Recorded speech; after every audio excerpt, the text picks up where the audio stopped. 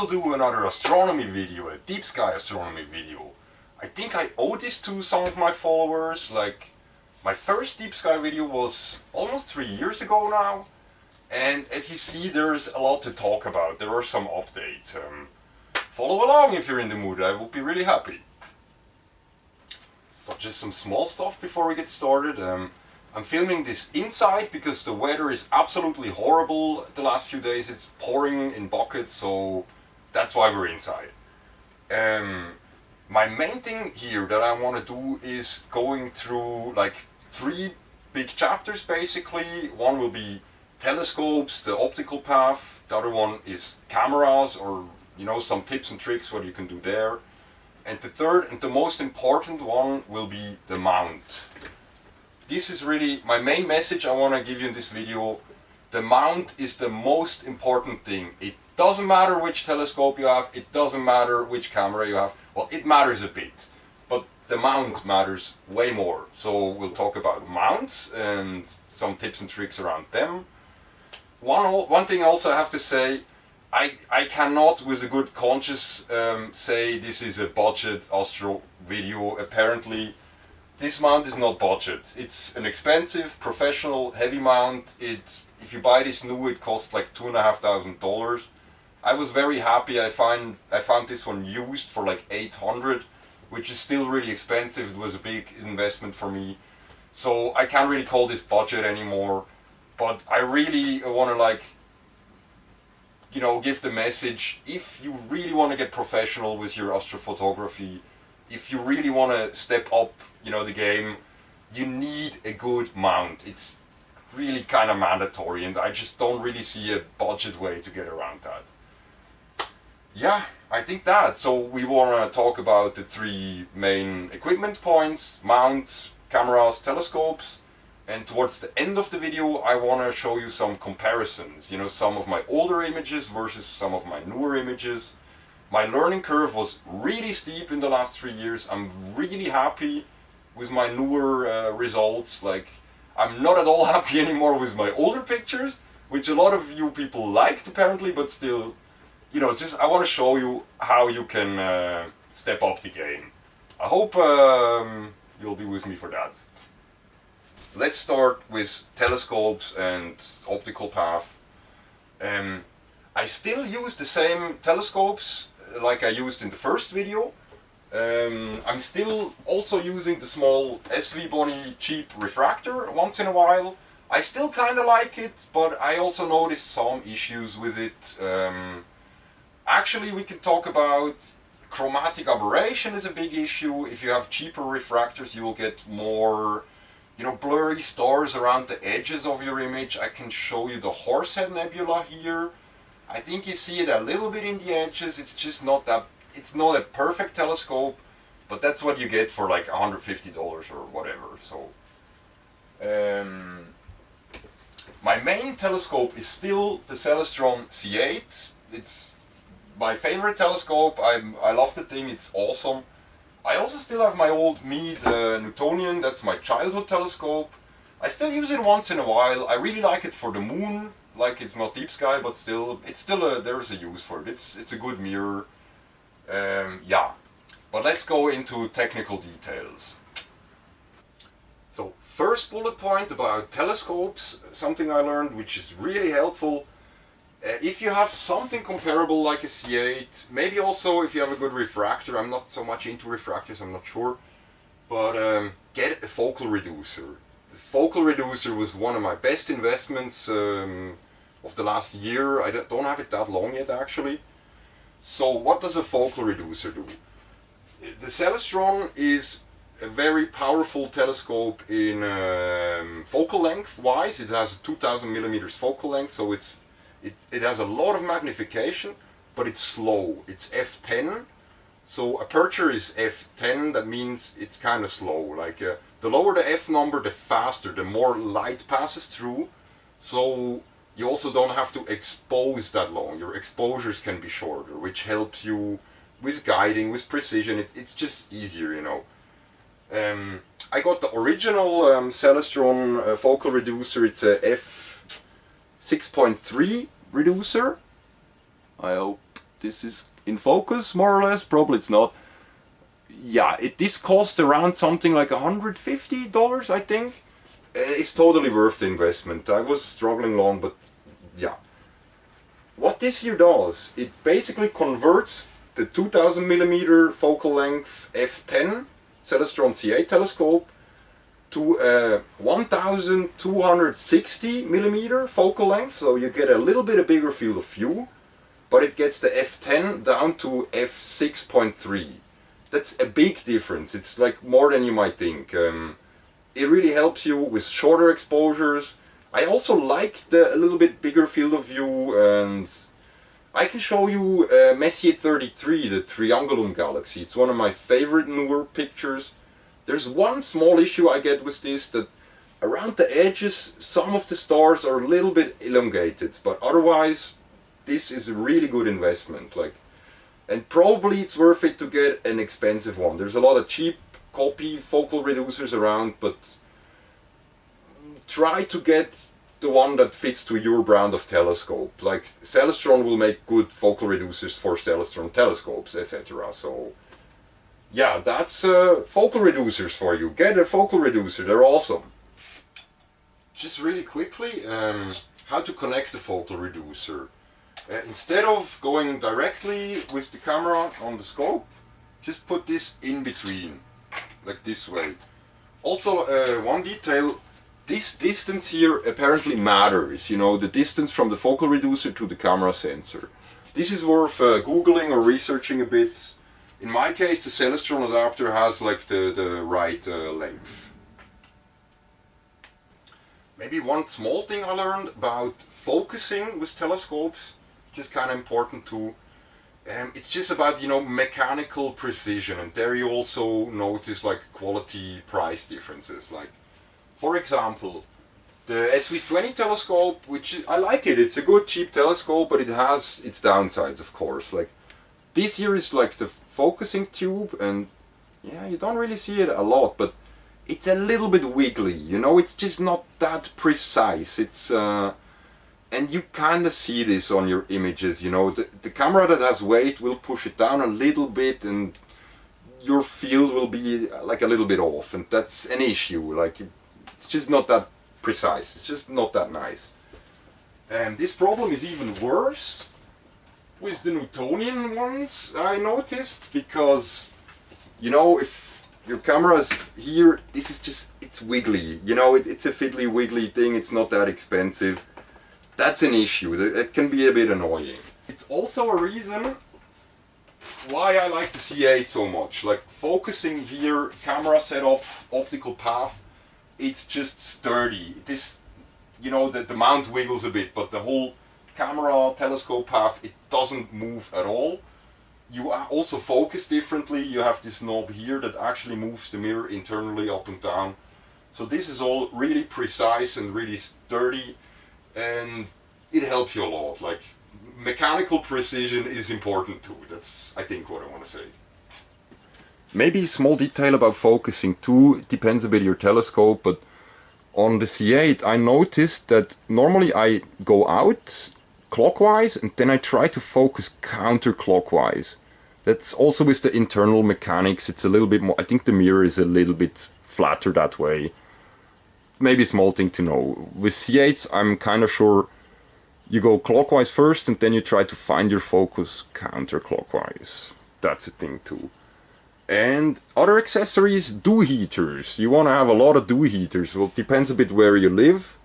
I'm in a relatively cold country. In the winter everything fogs up, you know, the glass, from just the temperature difference and humidity in the air. I had like a DIY dew heater on my first video. I got some cheap svbony. They're a good brand for accessories like this. I really kinda... this is not a commercial, but they're really fine. Like, I like the price quality range that they have. These are actually two. You can even like strap them together, and there's a small control here even. You even have like low, medium and high temperature wise. I kind of like this feature. Like, this is also a good investment, I would say. Okay, let's talk about cameras a little bit. Also, I'm still using the same camera like in the old video. This is the Canon 600D. It's astro modified, which means the infrared filter is gone, the internal one. Actually, talking about filters, let's start with filters. In my opinion, there's only one filter you need, except you want to do like specialized stuff. Probably you want to have a good light pollution filter, except if you're like living really far out where there's no light pollution around. But here my advice is I really like the svbony CLS filters. This one helps me a lot. Show you this one quick. Yeah, that's how it looks. It's like a clip-in filter. You just put it in here and then attach. You'll have to like give a little bit more exposure time, because of course this takes a little bit of the light away, but it takes like the frequencies away that you don't want anyway, like street lighting, sodium frequency, stuff like that. So there's loads of filters you can buy, but in my opinion, get a CLS, not a UHC or anything else, like the CLS ones, or the ones you want against light pollution. I'm like in a medium light pollution place. I would say I'm between Bortle scale 5 and 6, and I do notice a difference. It helps a lot. So they're also not that expensive. Like also the svbony one works great for me. So get a CLS filter. Another small thing about cameras is ISO. I want to talk about ISO a little bit. When I started out with this, I'm doing astronomy since I'm a child actually, but like 3 years ago I really got into the game, got the C8 and started this process that you see in this video here. Yeah, I didn't really understand ISO, but very briefly, it's like sensitivity of your sensor, I would say. And there are like some graphics you can find in the internet, which is the best ISO or the highest one that makes sense for your camera model. For mine it said like you should be careful over ISO 800. Mostly I shoot in ISO 800, but lately I also figured out you can go a little bit up. I'm doing 1600 also, like be a little bit careful with the ISO but not too careful. Like try to ramp it up a little bit. It just gives you also less exposure time, which can help. Yeah. One important thing too is dark frames and flat frames. If you don't know yet what those are, like please Google it. It's really important. If you do stacking, you need dark frames to get rid of extra noise, you know, dead pixels, stuff like that. Dark frames are really easy. You just leave your camera exactly with the same settings like you did your imaging.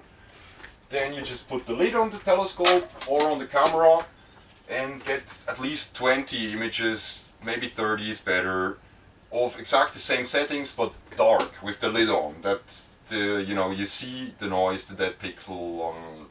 Yeah, dark frames are important. And flat frames. I think flat frames are also a bit more confusing or complicated. Or I didn't use flat frames in the beginning, which is a big mistake because they're awesome. Even with the C8, which is optically quite well made, I don't have that much coma, but the flat frames will help you. You just get rid of that white blob in the middle of your images that you get if you don't use flat frames. Flat frames for me are really easy. You put the camera in aperture priority or AV mode. That's like auto exposure. Also, otherwise you leave everything the same. The optical path has to be exactly the same like your imaging session. For me, this is a bit lazy, but it works really good. I just put a white background on my laptop screen, put the laptop screen exactly onto the scope, and then I just make also 20 images minimum for flat frames. And it's worth a lot, it helps you a lot. Yeah, flat frames! One small but important mistake I made in the beginning has to do with live view mode on your cameras. So first you get your settings ready, you put it to manual, whatever ISO you want, set it to bulb, and then live view is enabled right now, which is a problem if you do long exposures. You'll see something, I think it's called amp glow. It's a kind of noise if you do long exposures this way. So you want to disable live view when you start your imaging session. Should be here. Now it's enabled. Disable. Now you can't go back to live view, but that's what we want. Like, my process is, first I leave live view enabled till I set up, I have my target framed and everything. Then when I start imaging, I just disable it and go ahead, and you'll get way less noise. Yeah, that's important. Okay, let's get into the juicy stuff. Let's talk about mounts for a little bit. As I said, I mean, this is a very heavy, expensive model. It's the NEQ6 Pro from Skywatcher. There are other good brands. Celestron makes good mounts. There's also other brands that make good mounts. It doesn't have to be a Skywatcher. Also, like, I have quite a heavy telescope. If you're working with a smaller, lighter one or a Newtonian or something, you can get a smaller mount. You don't have to have the biggest one. It helps a lot though. I like to have extra payload, so I can maybe get a bigger telescope in the future and I don't have to change the mount and everything. But you can go a little bit cheaper if you're, you know, have another optical trainer or something like that. So what's like the minimum requirements that you want to have for an autoguiding capable mount? Because autoguiding is everything, it's life, it's what it's all about. You want to have autoguiding. We'll come to that in a moment. What I really like about this mount is the polar scope. If you get a polar scope with your mount, it makes polar aligning so much easier. It's really great. And of course you want to have some kind of a computerized mount where you can connect a computer. That's also a necessary thing you need for autoguiding, but any old Windows computer will do. It doesn't have to be anything special, so yeah. Let's get into the autoguiding stuff for a little bit. So autoguiding it is. I'm only doing a really quick overview because this is a big topic. I'll try to refer you to some other videos down in the description. Because this will take a lot of time. It would be a video of its own. But what you need for autoguiding, well, as said, autoguiding capable mount. You need a guide scope and a guide camera. I have like a really old guide cam. It's a QHY5 and I think it's the first version. Works fine for me. Maybe detail, you can ignore these connections. You also have one on the mount. I think this is from olden times. I don't know. You don't need it. USB and the laptop will work fine. So, how is this whole system set up?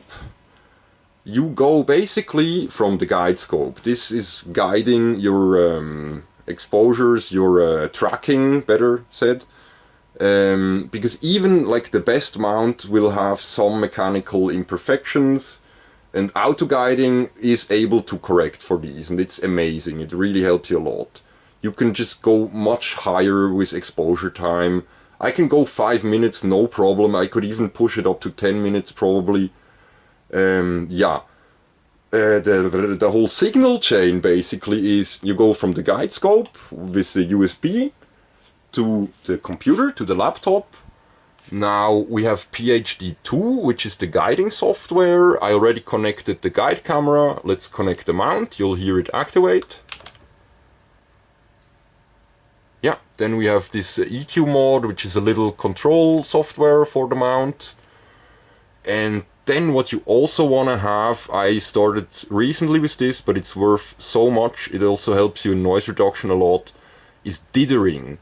And to get dithering working, you need an astrophotography tool. This is not a freeware. I think it costs $15 or so, so it's very affordable. And what dithering does, basically after every exposure, it moves the telescope a tiny bit. So if you're, imaging a galaxy, it will be a little bit somewhere else on every picture. And that helps out the stacking software to do some more noise reduction. It's just basically you get rid of some more noise. Okay, so once more, how is the signal chain? You're going with the guide scope to the laptop. The guide scope is talking with the guiding software, with PhD2, this one here. Come on. I hate Windows, but yeah, whatever. Yeah, PhD2 is your guiding software. Then you go with a special USB cable, it's not a standard one. This connects to the mount over here, which then controls the mount. Then you also have a third connection, which you need for the dithering. So this goes from my imaging camera, from the Canon, also back to the laptop. This basically enables, you know, the guiding software to communicate with your imaging camera. Because the imaging camera has to know when dithering happens and when it doesn't. When it's back to normal, it can do a normal imaging session again. Yeah, this is all a bit complex, and I'll really try to refer you to some better videos. Like, yeah, it's a bit complicated, but as soon as you get it working, it just works. Like, I had some issues setting everything up, but not that many, and you find a lot of good researches. If it works, at least for me, like, yeah. Well, okay, I think that's it for all the technical details for now. Maybe I'll remember some other stuff for the end of the video. But now let's get to the fun stuff. I would like to show you some of my older images compared to my newer images, to show you the learning process that I went through, that you are also able to do. It's really, you know, it gives a lot back. It makes me really happy to see how I got better, especially in the last 3 years. And you can also see all of my images on my Instagram. Maybe I'll make a little commercial for my Instagram here. It's manutech_DIY. I'll put a link in the description, of course. I post almost everything, also the not so good images. You can scroll down really far and go up and see how they turn better. But I want to show you, of course, in some concrete examples here, how I got better. So let's do the classic first. Let's check out my first Orion Nebula, which is this one. Okay, it's technically not the first one, but this is my first Orion with the C8, the celestron telescope, compared to my newest Orion Nebula. The only different thing is the mount, of course, the whole autoguiding process, and I also use the focal reducer. So yeah, again, the old one, which is a bit narrower field of view, and it's a crappy picture if you ask me compared to the new one. Some people still like it, it's very nice, but yeah. I'm very happy. This is one of my favorite images, the new Orion that I have now here. Hope you like it too. So another good example is my first M1 Crab Nebula versus my newest Crab Nebula. I think also here you see a massive difference. Also both from the C8. Newer one, of course, also is the focal reducer. Yeah, that's my old and my new Crab Nebula for you. Another good image, I have 3 of these, the Owl Nebula, Messier 97. So here's the first one, then it's the second one, and this one is the newest one. I think also you see quite a difference there. One of my favorite objects, Messier 51, the Whirlpool Galaxy. Also here I have 3 versions, like very first version, second one which was okay-ish, but over-processed, over-edited and everything. The newest one, it's only like 1 or 2 hours integration time. I'm not fully happy yet, but it's way better than the old ones. You see, you know, the faint backgrounds, the fingery stuff in the, I don't know how to call it, but yeah, I think here you also see some improvement. Maybe one image I'd like to show you, I showed you before, the Horsehead and the Flame Nebula, also my first one. This is with the cheap telescope, the small refractor, the svbony SV20, compared to my newest one. I'm not fully happy yet, but it's way better as well. I think you're seeing a difference there too. Okay, I think we're slowly heading to the end of the video. Maybe just some small stuff I wanted to say before we finish. You know, even if you get like your stuff really professionalized and really great equipment and everything, there's still, luck is still a factor. You know, weather is weird. Even if you look up and you think you have a perfect night, you can have issues with seeing. There can be jet stream, and some nights the stuff just doesn't want to work out, and some other nights it's just like perfect, you know, and that's also part of the game, I guess. Yeah, and in general, like, I'm still not fully happy with my images, but I'm way closer than I was like 2 or 3 years ago to like really feeling happy and feeling like they are turning out the way that I want. But that's a part of the game, and I like this a lot actually on this hobby. It's the learning curve never ends, even if you're getting like more professional somehow. But yeah, I don't know. It's a lot of fun. It's a very fulfilling hobby for me. I hope it's for you too. Yeah, I hope you could learn of my mistakes a little bit, and I wish you all the best in your adventure in astrophotography. Stay tuned for other videos, there will be some coming up, and thank you for watching very much. See you next time. Bye.